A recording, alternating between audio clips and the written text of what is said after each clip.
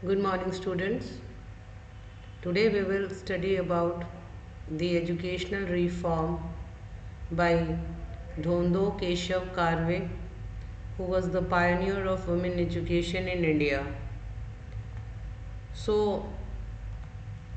इनकी फ़िलासफ़ी जो है विमेन एजुकेशन पर, चूँकि कार्वे जी का काफ़ी काम किया, काफ़ी रिफॉर्म्स किए, so it is very important to study him. So शुरू करते हैं educational reform by Dhondo Keshav Karve ji. Coming to his life sketch, अगर हम इनके जीवन की बात करें, so he was born on 18 April 1858 in Sheravali, Maharashtra. तो ये महाराष्ट्रियन थे, महाराष्ट्रीय मूल के थे, मराठी मूल के थे, और इनका जन्म 18 अप्रैल को महाराष्ट्र में हुआ था. ये मैथमेटिक्स के प्रोफेसर थे फर्ग्यूसन कॉलेज पुणे में, जो कि आज भी पुणे का एक रिनाउंड कॉलेज है. वहाँ ये मैथमेटिक्स के प्रोफेसर रहे. He was deeply influenced by the social reform movements and the conditions of window. तो जो सामाजिक सुधार आंदोलन चल रहे थे उनसे काफ़ी ये प्रभावित थे इनका जीवन, और ख़ास तौर पे जो विमेंस की कंडीशन थी उस समय भारत में, और जो विडोज़ की कंडीशंस थी उसके प्रति ये बहुत ही संवेदनशील थे, और उनकी कंडीशन इन्हें काफ़ी जो है संवेदनशीलता ये रखते थे, तो काफ़ी इन कुछ करना चाहते थे for the upliftment of the conditions of women. So he also married a widow, Godhubai, renamed Anandibai. इन्होंने शादी भी एक विडो से की थी, एक सिंबल के रूप में, कि एक सिंबॉलिक मैसेज जाए सोसाइटी में सोशल रिफॉर्म के लिए. He dedicated his life to women's education, widow upliftment and social equality. तो इनका पूरा जो जीवन है कहीं ना कहीं ये महिलाओं की शिक्षा, महिलाओं के सशक्तिकरण पे, उनके अपलिफ्टमेंट पे और सामाजिक समानता के लिए इन्होंने काफ़ी वर्क किया. He lived a very simple life. He travel village to raise the awareness and fund, and in on 9th November 1962 he basically died, he passes away. So this is the whole life sketch of Dhondo Keshav Karve ji. Coming to the key contributions in education, क्या इनके major contributions रहे education में. So he was a pioneer of women education in India. Women education India में अगर कुछ नाम गिने तो कार्वे जी का नाम उसमें सबसे जो है शीर्ष पर आता है. इन्होंने काफ़ी काम किया. He established India's first residential school and university exclusively for women. So he was the first person जिन्होंने विमेंस के लिए एक यूनिवर्सिटी ओपन की जो सिर्फ विमेन कैंडिडेट्स के लिए थी, और रेसिडेंशियल आवासीय विद्यालय भी खोला जो केवल बालिकाओं के लिए था. He promoted self reliance and vocational education for women's and widows. तो जो बालिकाएं थीं या जो विडोज़ जो उस समय थी, उन्हें आत्मनिर्भर बनाने के लिए कहीं ना कहीं व्यावसायिक शिक्षा देने की बात भी इन्होंने की. ही advocated adult education, teacher training and women's empowerment. साथ में जो प्रौढ़ शिक्षा है उसके माध्यम से महिलाओं को शिक्षित करने की बात, या अध्यापन में शिक्षण प्रशिक्षण में महिलाओं की जो है पोजीशन की बात, या विमेन एम्पावरमेंट की बात, सहभागिता की बात, ये सारी चीज़ों पर इन्होंने एजुकेशन के थ्रू काफ़ी फोकस किया. Now coming to the institution established by Karve ji.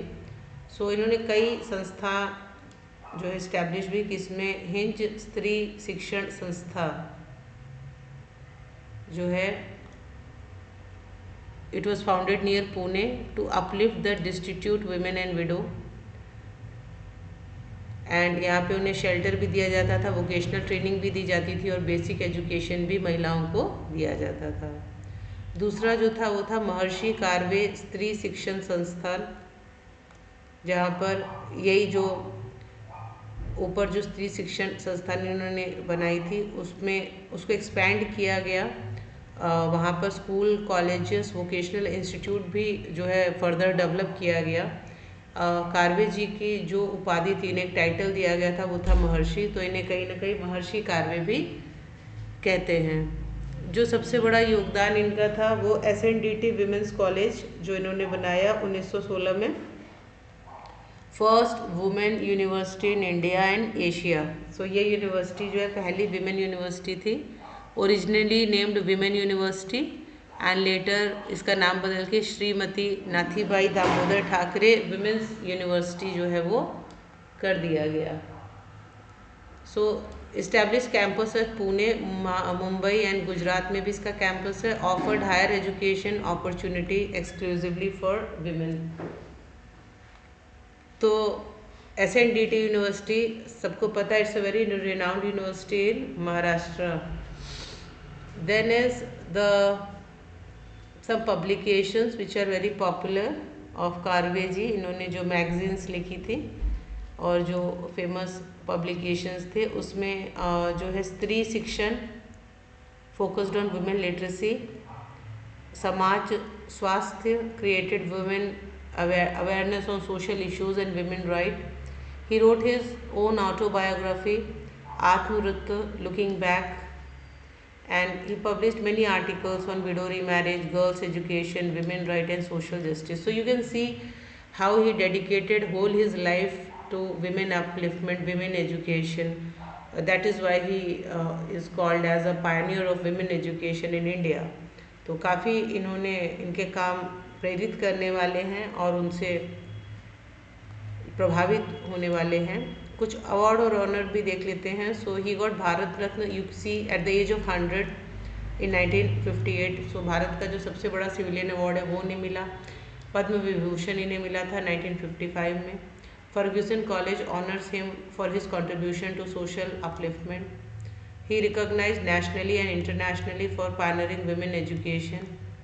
UNESCO appreciation for his contribution to human development. So you can see such a great personality and such a simple person, very grounded, down to earth, and doing such wonders, for social reform, for women upliftment.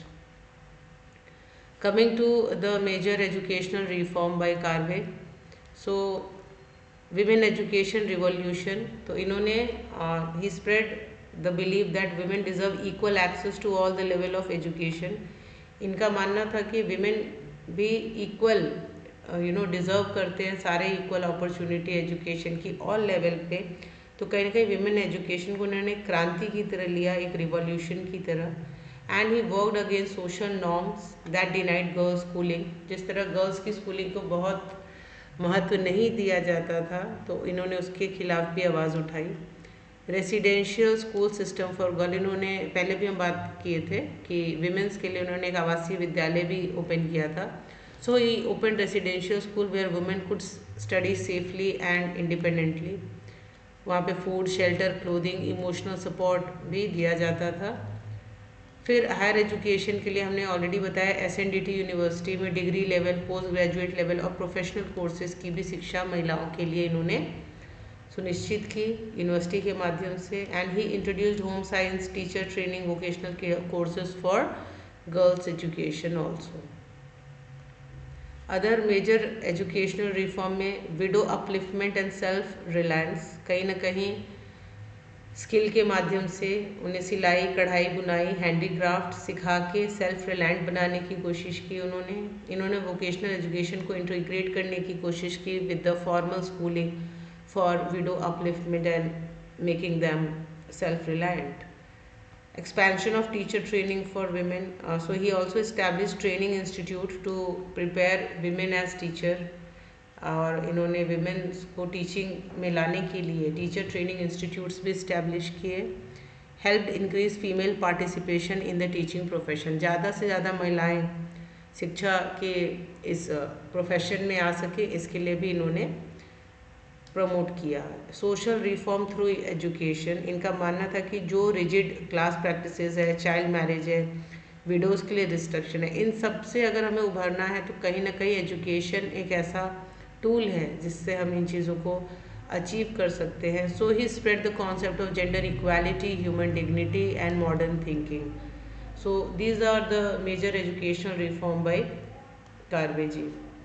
Coming to Karve's philosophy of education, so he said that education must lead to freedom, dignity and self-reliance. शिक्षा ऐसी होनी चाहिए जो मनुष्य को स्वतंत्र और उसकी डिग्निटी और उसकी आत्मनिर्भरता को बनाए रखे, उसके सेल्फ रिस्पेक्ट को बनाए रखे. Women empowerment begins with education. He also said that जो महिला का सशक्तिकरण है वो कहीं ना कहीं सिर्फ एजुकेशन से पॉसिबल है. Education must combine academic learning along with the vocational skills, and society can progress only when women progress. So this is very important कि एक समाज तभी तरक्की कर सकता है, तभी प्रोग्रेस कर सकता है जब विमेंस वहाँ की प्रोग्रेस करेंगी. तो आप देख सकते हैं कितने बड़े विजनरी रहे हैं महर्षि कार्वे जी. उस समय ऐसी सोच रखना और ऐसा दृष्टिकोण रखना महिलाओं के प्रति, ये अपने आप में ही बहुत मायने रखता है और हमें इससे सीख लेनी चाहिए. Coming to his legacy, what he has contributed to the country. So SNDT जो कि आज भी एक विमेन यूनिवर्सिटी है major with thousands of student.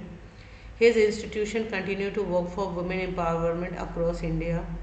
Known as Maharshi for his life long devotion to social reform की वजह से इन्हें टाइटल दिया गया था महर्षि का.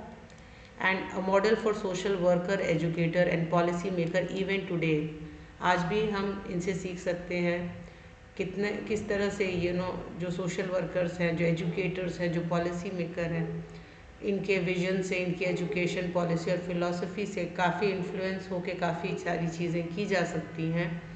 तो ये थी महर्षि कार्वे जी की एजुकेशनल फिलॉसफी, एजुकेशनल रिफॉर्म.